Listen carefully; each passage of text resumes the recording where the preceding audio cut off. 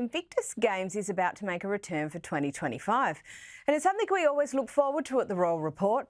It's the regular reminder of the old Prince Harry we know and deep down we love. Remember this? I can only begin to imagine how challenging the journey of recovery is, but the admiration I have for these men and women to move beyond their injuries is limitless. I think the concept of the Invictus Games is admirable and it remains relevant. We should be taking every opportunity to focus on and celebrate our Defence Forces, especially our veterans. And the focus should be on them for their service to us. Now, this year's Invictus Games opening ceremony in Vancouver is going to be pretty star-studded, and I hope that it strikes the right balance between grit and glam. Joining me now is Royal Editor for the Daily Mirror, Russel Myers. Russel, we always look forward to the Invictus Games, and this year's event is shaping up very well. What can we expect?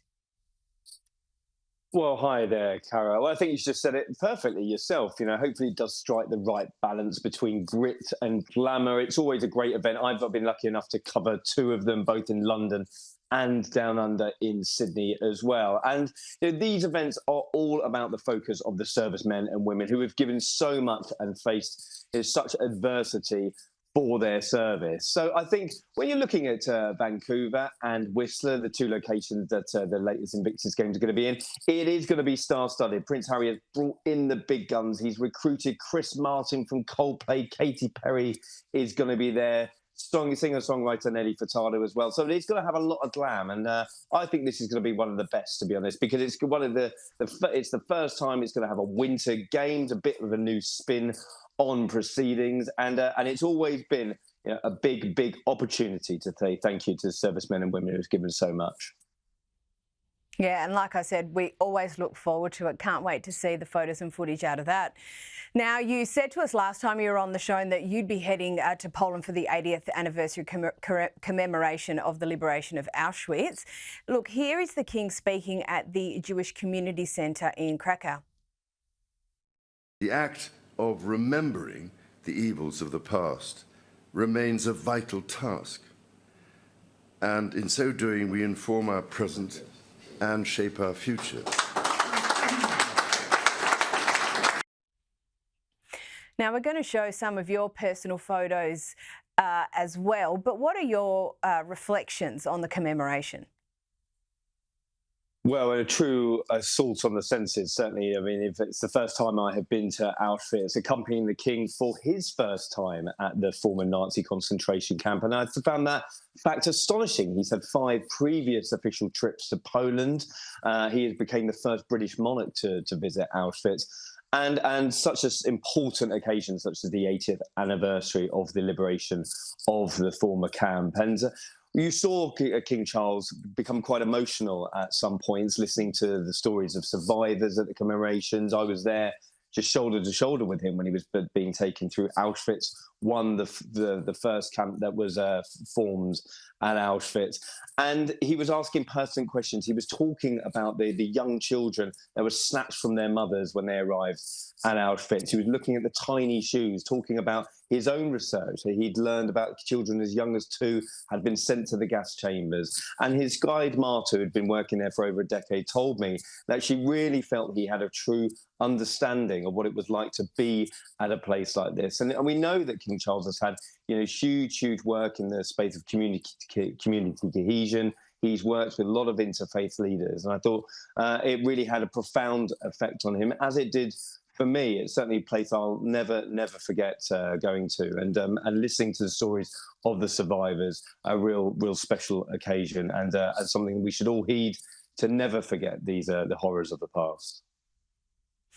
And look, I absolutely agree with you there. I went myself in 2008 and it changes you.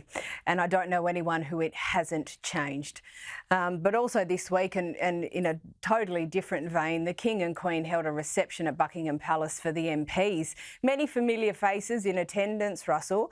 Tell us about this event which kicked off the beginning of the parliamentary year.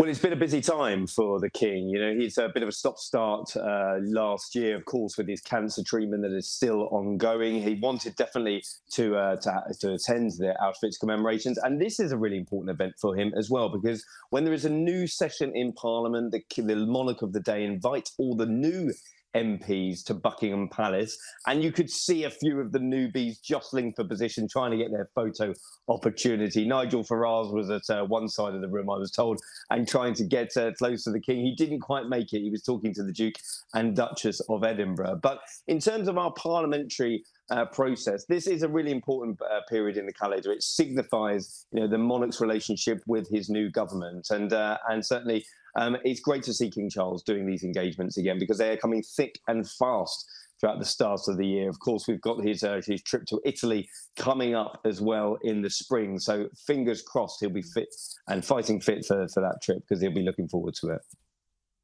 Well, he has started the year very strongly, so let's hope that that continues. And Russell, on occasion we speculate about whether Harry will make a return to the UK. Now, that rumour has popped up again this week. What sparked it? Well, it's interesting because, you know, as you say, this does crop up from time to time. I mean, of course, we've got a new president, President Trump, in the White House at the moment. He's been pretty vocal about Prince Harry's chances of getting a visa renewed, or, you know, I think he's got bigger things on his plate at the moment. But, of course, we were expecting Harry to be in the UK when he had his trial against newspapers, which he settled out of court on just the first day of the trial. So interesting whether Harry would come back. I don't think he will come back. I think he does miss the UK, but there are some serious issues at play. He's still got his appeal with the British government, the case that he took to the High Court about his security. He's got a case next year as well against Associated Newspapers. So it's pretty full on for Harry at the moment. Whether he will come back to see his father, he hasn't seen him in over a year. Surely he'll be missing the opportunity to see his dad, having not come over here for the court case. So I think it's very much a case of watch this space for Harry. Yeah, we're always watching that space, that's for sure. But Russell, a great piece in the Telegraph this week, and I absolutely love this. And it's about the King seeking young ambassadors to keep British heritage crafts alive. Now, the King really is a conservationist in so many senses. What does he have in mind with this initiative?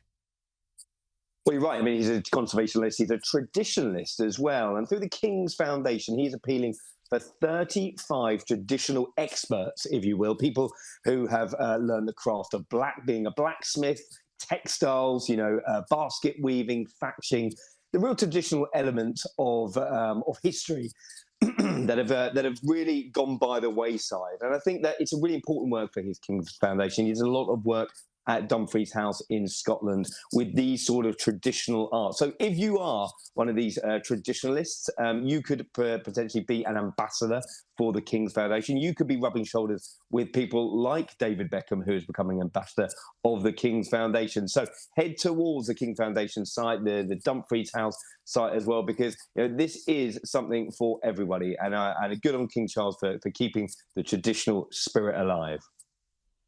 It's such a good yarn. And just to finish off on a giggle, well, it's a giggle for me. I thought it was hilarious. The King has asked for a submarine to be renamed so as to not offend the French. Now, we got about 30 seconds. Is this real?